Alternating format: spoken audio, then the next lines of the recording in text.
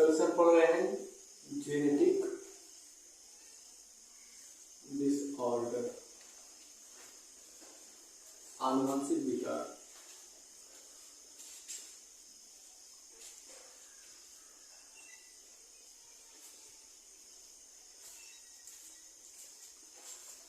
अभी तक हमने जाना कि आनुवंशिक विकार क्या होता है, कितने प्रकार का होता है। कल हमने आनुवंशिक विकार दो प्रकार के जाना था। पहले एक ऑटोसोमल जाना था,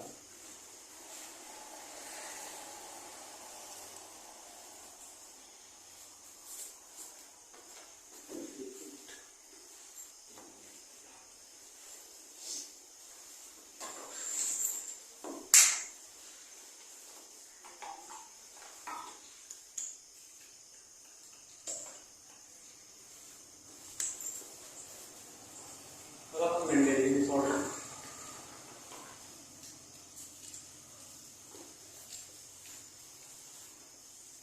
दूसरा था क्रोमोसोमल डिसऑर्डर।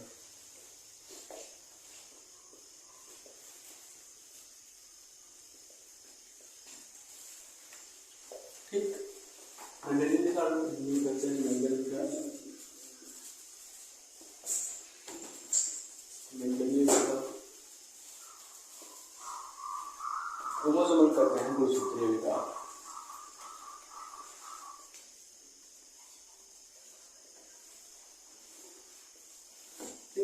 उसके बाद हमने देखा था मेंडेलियन विकार में दो प्रकार, एक ऑटोसोमल,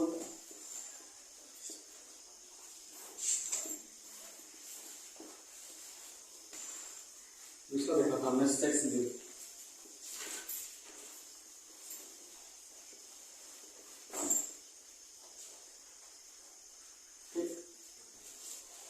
ऑटोसोमल और सेक्स लिंक्ड। ऑटोसोमल में क्या बताया कि ऐसा विकार जो केवल गुणसूत्र के 22 जोड़ी तक, ठीक है, 22 जोड़ी तक हो, उसे कहेंगे ऑटोसोमल डिसऑर्डर। ऑटोसोमल समजात या फिर समलिंगी विकार। उसके बाद हमने यहाँ पर सेक्स लिंक्ड डिसऑर्डर को देखा, यानी कि ऐसा विकार जो केवल 23वें जोड़ी पर हो, ठीक है, 23वें जोड़ी पर। यानी कि अगर हम मनुष्य की बात करते हैं तो मनुष्य में जो 23वां जोड़ी होता है वो होता है अलग, यानी कि विषम होता है, ठीक है, विषम जात होता है। इसका हम कह सकते हैं कि हेट्रोसोम लिंकेज। और सेक्स लिंक के बारे में जाना था कि जो 23वां जोड़ी होता है उसमें एक्स और वाई होता है। नर की बात करें तो नर में वाई और मादा की बात करें तो उसमें एक्स, ठीक है। तो ये जो हमारा सेक्स लिंक ऐसे वो दो प्रकार का था, एक था एक्स लिंक, दूसरा वाई, ठीक। एक्स लिंक्ड ऐसा है जो केवल एक्स गुणसूत्र पर, वाई जो केवल वाई गुणसूत्र पर। तो एक्स वाला हम पढ़ रहे थे, आखिर में हमने एक्स वाले पर दो रूप देखा था। एक देखा था कलर ब्लाइंडनेस,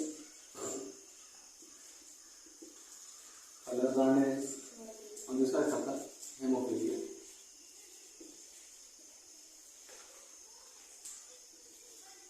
कलर ब्लाइंडनेस को हिंदी में कहते हैं वर्णांध, हेमोफीलिया को हेमोफीलिया। यहाँ तक हमने कल देख लिया था। आज हम वर्णांध यानी कि कलर ब्लाइंडनेस और हेमोफीलिया पर चल पड़ेंगे। इसके बाद सिकल सेल एनीमिया को, ठीक है, यानी कि एक्स लिंक खत्म करेंगे, वाई लिंक। सबसे पहले जानिए कलर ब्लाइंडनेस होता क्या है, वर्णांध होता क्या है। इसी के आगे कंटिन्यू करके लिखिए। वर्णांध जो होता है वो 8% तक नर में होता है। नर में 8% होता है। अगर हम देखें फीमेल की बात करें यानी कि मादा की बात करें तो मादा में 0.4% होता है, ठीक है। कितना अंतर है, आधा भी नहीं है, ठीक। अभी कैसे होता है, क्यों होता है, अभी देखेंगे कि नर में 8% क्यों होता है, मादा में 0.4% क्यों होता है। इतना तो आपको आ गया होगा, आगे चलते हैं।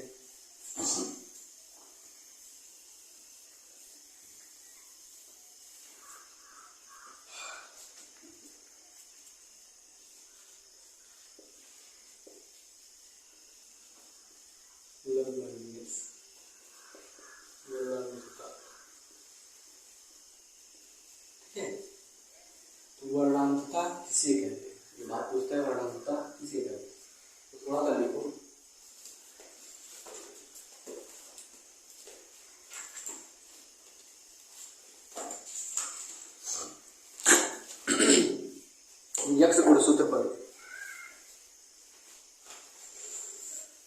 यक्स गुणसूत्र पर उपस्थित जीन में, उपस्थित जीन में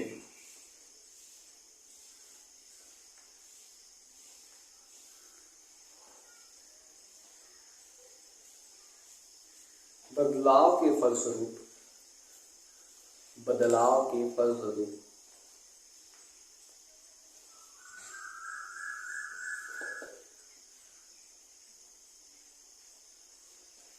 वर्णांधता रोग होता है।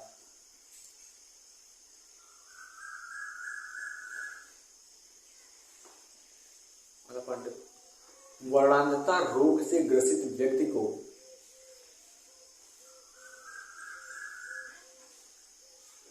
वर्णांधता रोग से ग्रसित व्यक्ति को वर्णांध कहते हैं। ठीक,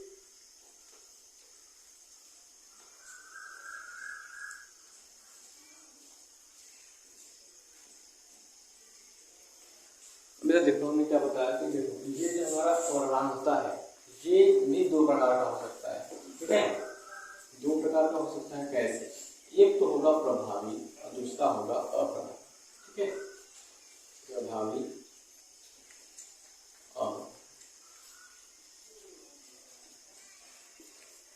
ठीक है, डोमिनेंट, जैसे कहेंगे डोमिनेंट, इसे कहेंगे रिसेसिव।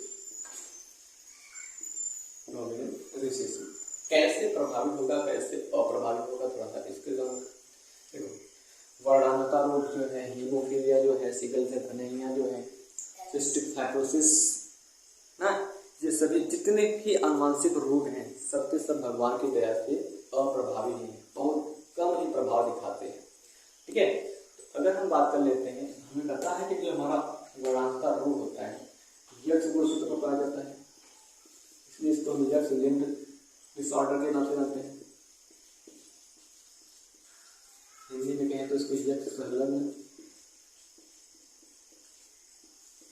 विकार। ठीक, सपोज दैट ये कोई फीमेल है और इसका ये यक्स गुणसूत्र है। ठीक, ये कोई फीमेल है, इसका ये यक्स गुणसूत्र है, दो है। किसी एक गुणसूत्र पर खराब जीन पाया जाए, ठीक है, ये जो जीन है वो खराब है। ठीक, ये जीन जो है वो खराब है और ये इस पर जो जीन पाया जाता है ये जीन सही है। ठीक है, दोनों के यक्स गुणसूत्र है। इस यक्स गुणसूत्र पर पाए जाने वाला जो जीन है वो वर्णांध रोगी वाला है, खराब जीन है और इस पर जो है वो शांत। ठीक है, तो ये जो महिला होगी ये रोगी नहीं है, इसमें जो रोग का प्रभाव होगा वो नहीं दिखेगा।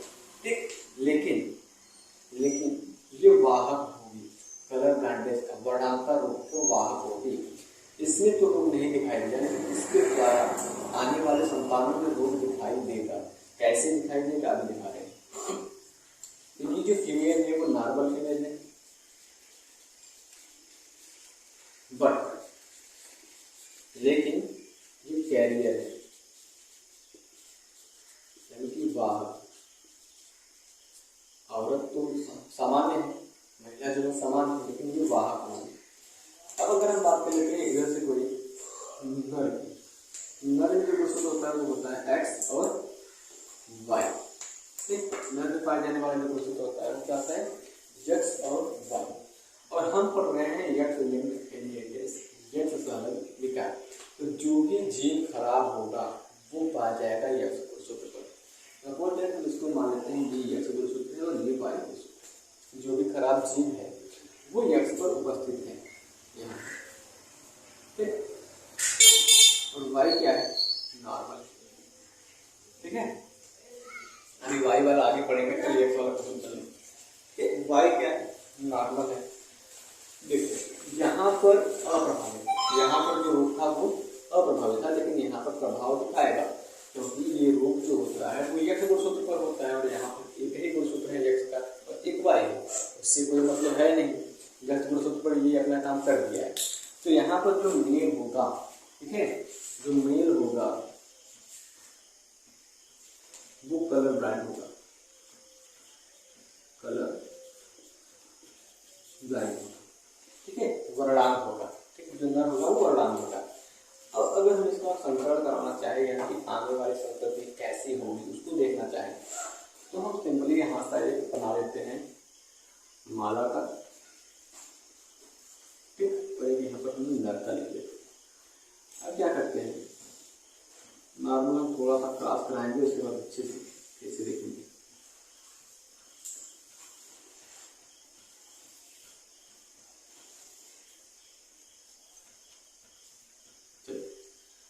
हमने यहाँ पर क्या रखा, एक माला के गुणसूत्र पर एक वर्णांग वाला गुणसूत्र का चिन्ह पाया गया है और एक पर सामान्य चिन्ह पाया गया है। एक लिख लेते हैं हम यक्ष और वर्णांगता यानी कि कलर ब्लाइंडनेस का सिंबल दर्शा लेते हैं सी से, ठीक।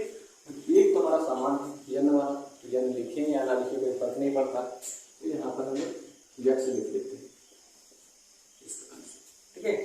और एक नर है, उसके यक्ष गुणसूत्र पर वर्णांगता वाला चिन्ह पाया गया है, तो यहाँ पर हम लिख लेते हैं यक्ष सी, ठीक। और वाई जो है वो नॉर्मल है यानी कि सामान्य है, इसको हम लिख देते हैं। अब जब हम इसका संकरण कराते हैं तो हमें यक्ष सी, यक्ष सी, यक्ष सी एक्स, ठीक, यक्ष सी वाई, यक्ष वाई, ठीक। अभी देखो जब दोनों जीन, ठीक है, अभी तो इसका कोई प्रभाव दिखेगा नहीं क्योंकि ये एक और एक इसका जो खराब वाला जीन है उसके ऊपर ये सही वाला जीन प्रभावी है, ये अपना काम कर रहा है, मतलब जो सही है उसको मार पीट करके उसको बैठा देना है, तो बैठा रहो अभी, तो जरूरत नहीं पड़ती ना।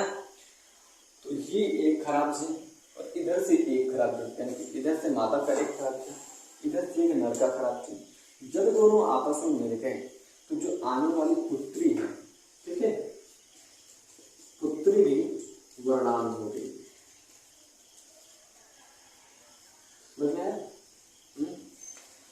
यानी कि मादा का जब दोनों यक्ष गुणसूत्र पर, ठीक है, मादा के दोनों यक्ष गुणसूत्र पर जब जीन में खराबी होगी, वर्णांग वाला जीन पाया जाएगा, तो आने वाली जो पुत्री संतान होगी वो भी वर्णांगता की रोगी होगी। और एक देखो यहाँ पर जो नर मिला वो तो नर जो है वो वर्णांग रोगी है, यानी कि पुत्र जो है, पुत्र पूरा वर्णांग है, पुत्र वर्णांग है। और यहाँ पर पुत्री क्या है, वाहक है, क्योंकि एक ही गुणसूत्र में पाया जाता है। इस प्रकार से हमें यहाँ पर देखना था कि जब अगर एक ही गुणसूत्र जीन पर वर्णांगता का चिन्ह पाया जाएगा तो वो पुत्री कैसी होगी, कैरियर यानी कि वाहक होगी। तो यहाँ पर एक ही है तो ये क्या होगी, पुत्री, पुत्री वाहक होगी ना। और ये जो यक्ष वाई है इसके ऊपर तो कोई खराब चिन्ह नहीं है, ये कैसा होगा, सामान्य सोच है, ये पुत्र जो होगा सामान्य होगा, ठीक। अब परीक्षा में एक बहुत बढ़िया प्रश्न पूछता है इधर से, कैसा प्रश्न पूछता है थोड़ा सा जान लो। अगर हम एक वर्णांग स्त्री का, वर्णांग स्त्री का विवाह, ठीक है, एक वर्णांग स्त्री का विवाह एक सामान्य पुरुष के साथ, एक सामान्य पुरुष के साथ करा दिया जाए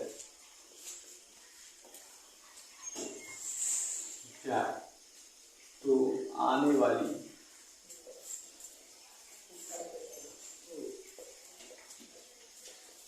संतति में कितना वर्णांगता होगा,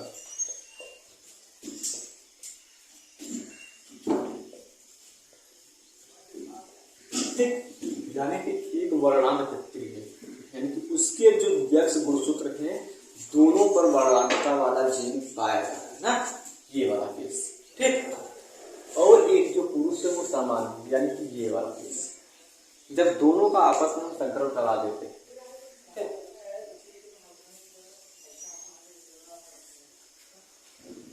मान लेते हैं वर्णांत स्त्री, वर्णांत स्त्री,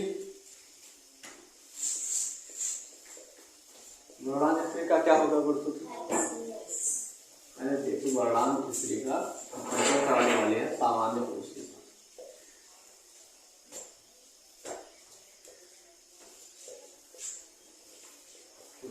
ना वर्णांत स्त्री का संकरण कराने वाले हैं सामान्य पुरुष के साथ। तो पहले तो युग्मक बनाना देख लो। इसका भी जो युग्मक होगा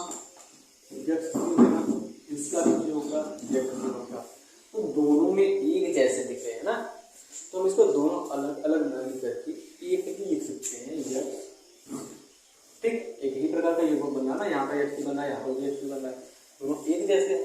इसको अलग अलग न लिख करके हम यक्षी डायरेक्टली एक ही लिख सकते हैं। और यहाँ पर जो युग्मक बन रहा है वो बन रहा है एक यक्ष और एक बन रहा है वाई, दोनों अलग बन रहे हैं।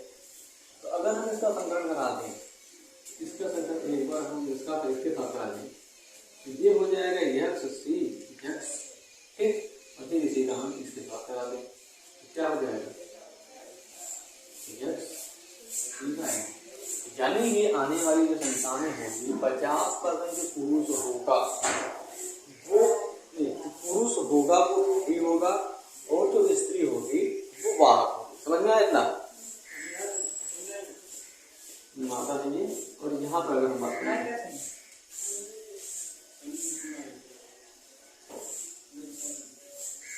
यहाँ पर जो स्त्री होगी क्या होगी? स्त्री होगी वाहक, ठीक। और यहाँ पर पुरुष क्या होगा? क्या पुरुष क्या होगा?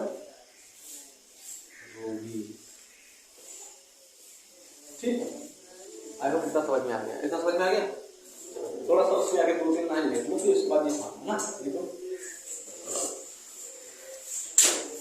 वर्णांतता। वर्णांतता नर में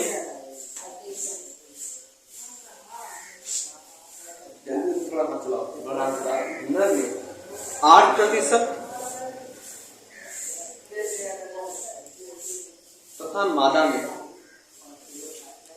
0.4% होता है।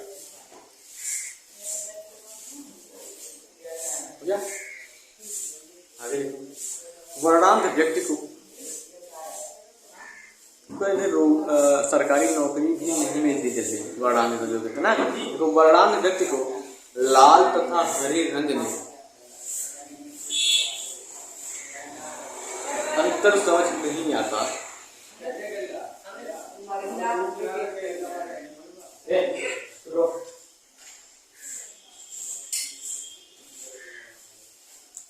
लाल और हरे रंग में अंतर समझ में नहीं आता। अगला पॉइंट, वर्णांध रोगी व्यक्ति को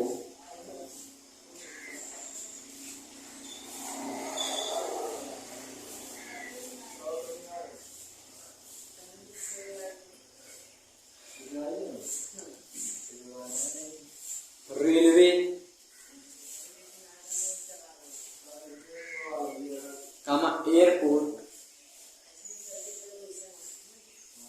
एयरपोर्ट आदि जगहों पर नौकरी नहीं मिलती है, ठीक। आदि जगहों पर नौकरी नहीं मिलती है, ठीक है। तो आप फटाक से आप इतना उतार लीजिए। सबसे पहले आप इसको लिखिए, डिसऑर्डर पर लिख ही रहे हैं, तो यहाँ पर आप कलर करने डाल लीजिए। एक प्रभावी, देखो यहाँ पर प्रभावी वाला यहाँ पर है, ठीक है। इधर देखो एक बार, जो नर होगा वो प्रभावी होगा, यहाँ पर क्या होगा प्रभावी, और यहाँ पर क्या होगा प्रभाव दिखाने के लिए मानव में दोनों जीन का खराब होना आवश्यक है, ठीक है। दोनों गुणसूत्रों में पाए जाने वाले जीन का खराब होना आवश्यक है। जैसे कि यहाँ पर ये प्रभाव दिखेगा, यहाँ पर क्या हो जाएगा प्रभावी, और इसीलिए यहाँ पर अप्रभावी, ठीक है। तो आप उतार लीजिए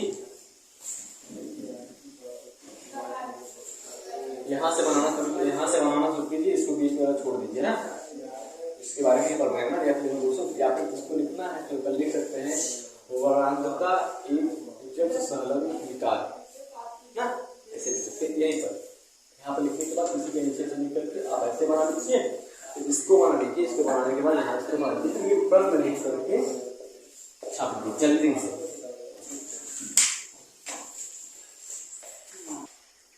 देखो अब हमने कलर ब्लाइंडनेस पढ़ के भाषा पढ़ दिया, अब हमें पढ़ना है हीमोफीलिया। ठीक,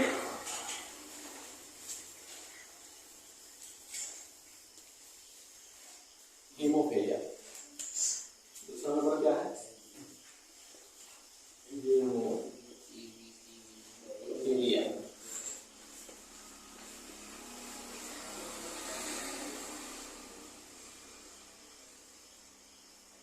हीमोफीलिया क्या होता है? हीमोफीलिया भी यक्ष संलग्न विकार है।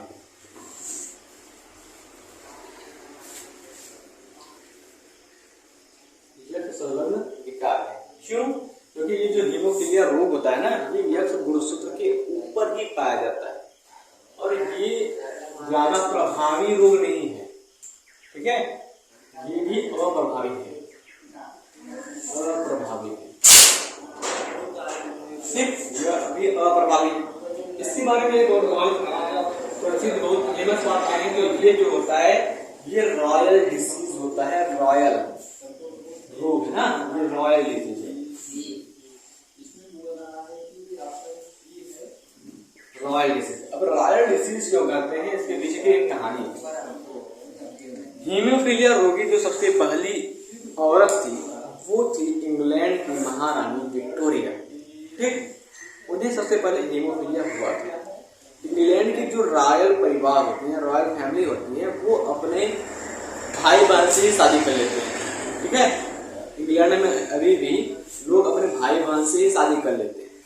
जब इंग्लैंड की महारानी विक्टोरिया को वर्णांतता था तो उनके जाहिर सी बात है कि उनके पुत्री में वर्णांतता का वाहक होगा।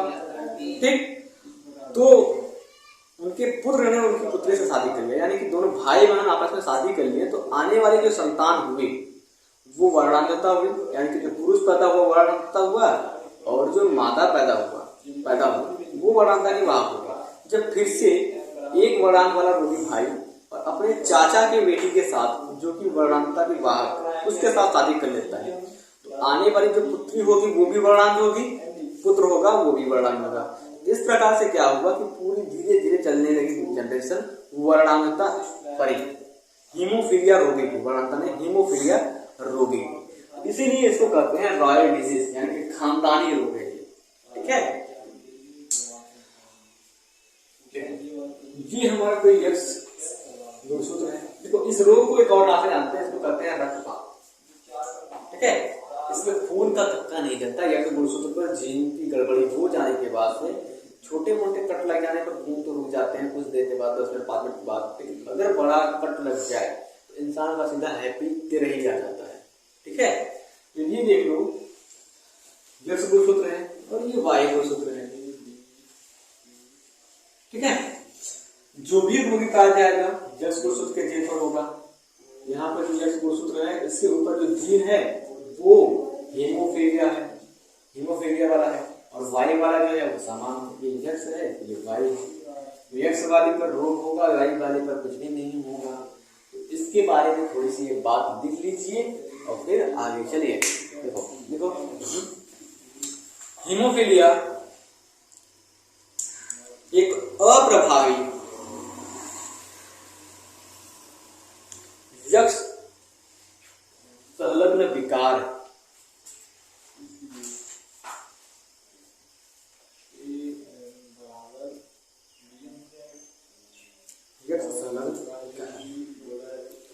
अगला पॉइंट देखो, हीमोफीलिया रोगी व्यक्ति को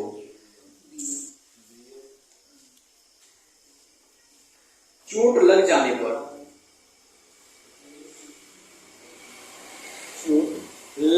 पर खून का थक्का नहीं जमता, खून का थक्का नहीं जमता। ठीक है, क्या हुआ?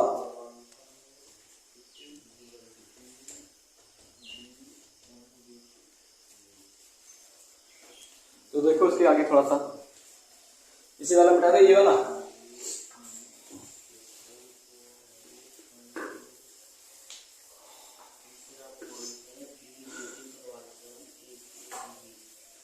देखो जल्दी से देखो, ये हमारा रोग वाला है, ये सामान्य है, यानी कि ये रोग वाला नहीं है, ये सामान्य है।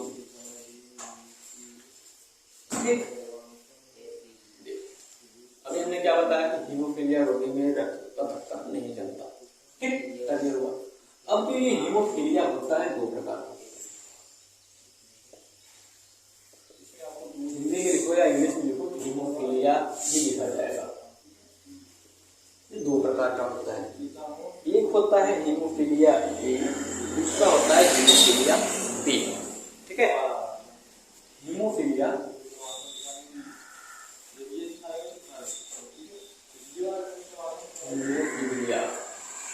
ए और दूसरा होता है हीमोफीलिया बी।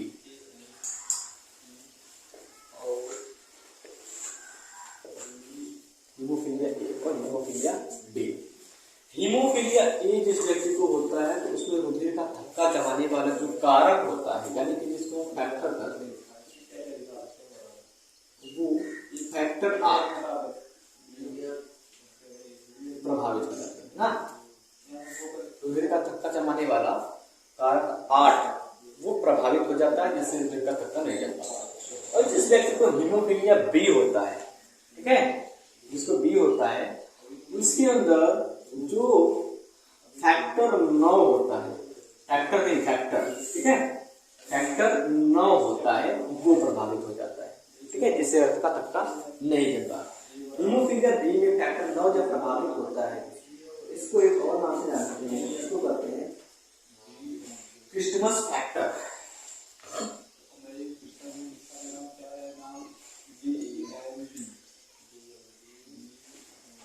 क्रिस्टमस फैक्टर के नाम से, ठीक है। ये हीमोफीलिया खत्म। इसका अगर एक एग्जांपल देखें, जैसे सबसे पहले हम जानते हैं जो ब्रिटेन की महारानी थी, सॉरी इंग्लैंड की महारानी थी, महारानी विक्टोरिया। अभी हाल ही में ब्रिटेन की जो महारानी थी एलिजाबेथ, वो खत्म हो गई है। ठीक है, तो पहले इधर आते हैं अपना, जो इंग्लैंड की महारानी थी, इंग्लैंड की महारानी,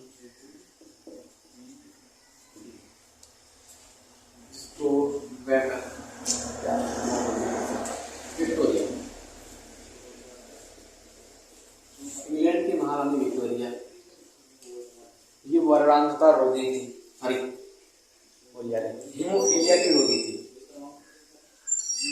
ठीक, हीमोफीलिया रोगी थी। और जो इंग्लैंड के महाराजा थे एडवर्ड, वो सामान्य पुरुष थे, यानी कि ऊपर कोई भी जीन हीमोफीलिया वाला नहीं था। जब इन दोनों की शादी हुई ना और इनके बच्चे पैदा हुए,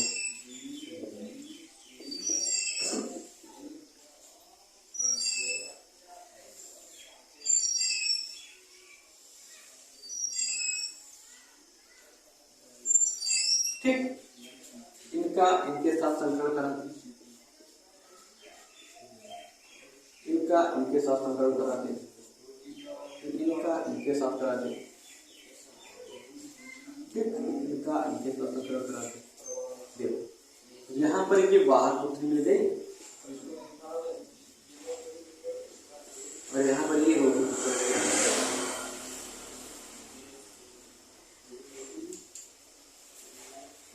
इस प्रकार से होता है। अब ये किसी से शादी कर लगा, सपोर्टेड ये इससे शादी कर लेता, ये वाला इससे शादी कर लेते हैं, इसको भी दे लेते हैं। इसके शादी करने का तो इसका जो गुणसूत्र होगा दोनों का हीमोफीलिया हो जाएगा, तो यानी कि आने वाली जो खुशी होगी वो भी हो जाएगा। ठीक, इस प्रकार से होता है ये हीमोफीलिया। इसको बनावट का